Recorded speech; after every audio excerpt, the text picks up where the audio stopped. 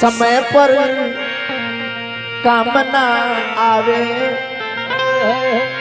समय पर कामना आवे, भला हित कैसन बा।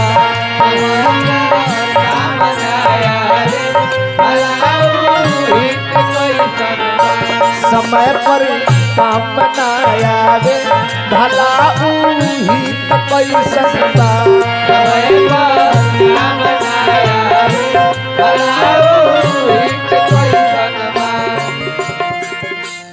समय पर कामना आवे, भला हित कैसन बा।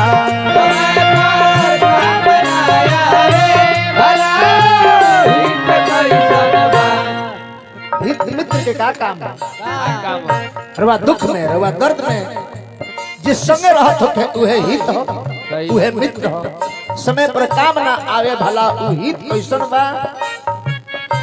पड़े जब दुख मुँह मोड़ ले, पड़े जब दुख मुँह मोड़ ले, भला उ मित्र कैसन बा।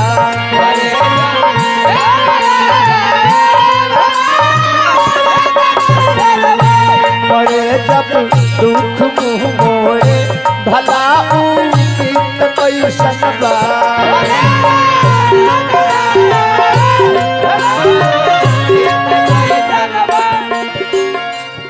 बड़ा निमन फिल्म के गाना रहे रफी जी। न झटको जुल्फ से पानी किए दिल टूट जाएंगे।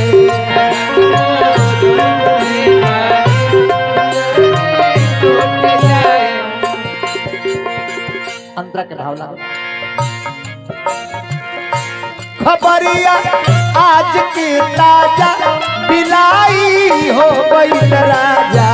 खबरिया आज की ताजा, बिलाई हो गई राजा। प्रभुनाथ बाबा के शिष्य अटल बाबा पुरस्कार देने हार्दिक अभिनंदन बा। प्रभुनाथ बाबा खबरिया आज की ताजा, बिलाई हो गई राजा।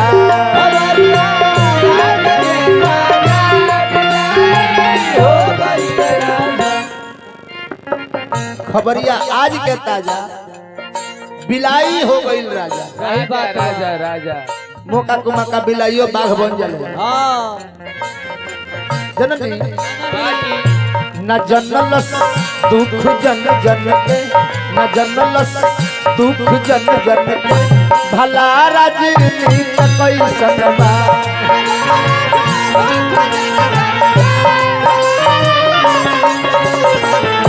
न जनलस दुख जन जन के, भला राजनीति कैसन बा।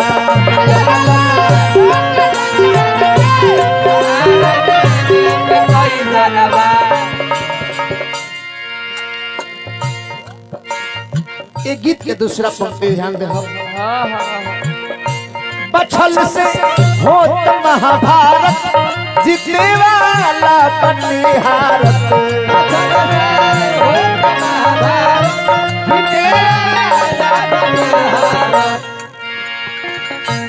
महाभारत के लड़ाई में छल के जुआ खिलावल गए। छल से ही राजपाट हरवा दिहल गई और छल से ही महाभारत निकलावल गई। छल से होत महाभारत, जीतने वाला बनिहारत। छल से होत महाभारत, जीतने वाला बनिहारत।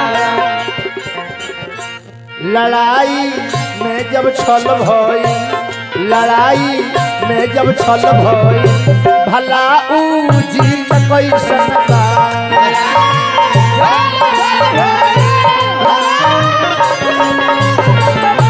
लड़ाई में जब छल भई, भला उ जीत कैसन बा।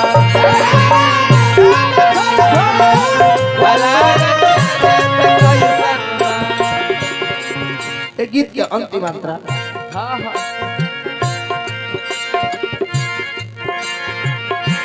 हरि के हाथ लिखत बा, जवन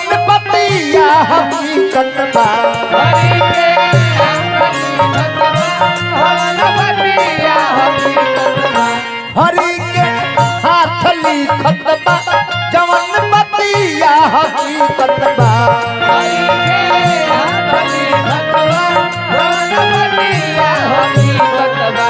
हकीकत भावना झलके हकीकत भावना झलके मनोजऊ गीत कैसन बा